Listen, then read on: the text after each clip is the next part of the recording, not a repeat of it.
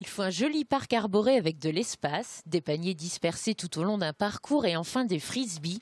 Voici les ingrédients indispensables pour jouer au disque golf. Et les règles sont plutôt simples. On a des disques et il faut lancer dans des corbeilles en moins de coups possible. Exactement les mêmes règles que le golf pur, sauf que nous jouons avec des disques circulaires en plastique. D'accord, le principe est le même. Vous avez un par total et vous avez chaque trou qui sont définis en 18 trous avec un par à chaque fois en fait. Et le but c'est de mettre le disque dans la corbeille. Un par, c'est un nombre précis de lancers pour atteindre la corbeille. Les paniers en métal mesurent 60 cm de haut. Chaque joueur possède des frisbees de différentes couleurs et leur épaisseur varie aussi. Pour lancer vers la droite, la gauche ou pour décrire une courbe plus ou moins arrondie dans l'air, un entraînement de précision.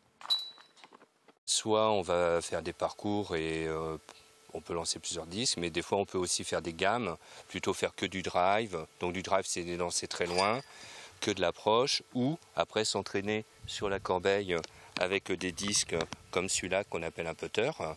Et de toute façon, c'est le putt qui termine le point. Donc mieux on putt, mieux c'est. En plus d'un bon lancer, les joueurs doivent aussi avoir de bonnes chaussures.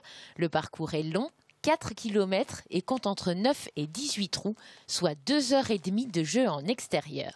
C'est un sport où en fait on va découvrir la nature quand même, parce qu'on joue dans des parcs comme ça. Quand on va dans les Alpes, c'est des parcs qui sont magnifiques, on joue sur des stations de ski. Après, c'est un sport très très convivial, parce que sur un week-end complet, là par exemple on est 65, moi je connaissais pas tout le monde avant de venir, et à force de jouer dans des groupes, à 4, on tourne pendant 2h30, on a le temps de discuter, d'apprendre à se connaître, après on se retrouve le soir, et ça fait très convivial. Parfois, il faut même s'improviser cascadeur pour retrouver les frisbees. Un seul club existe en Vendée, à l'Orbry, à côté de Fontenay-le-Comte. Ils sont 10 licenciés et pensent doubler leur nombre à la rentrée.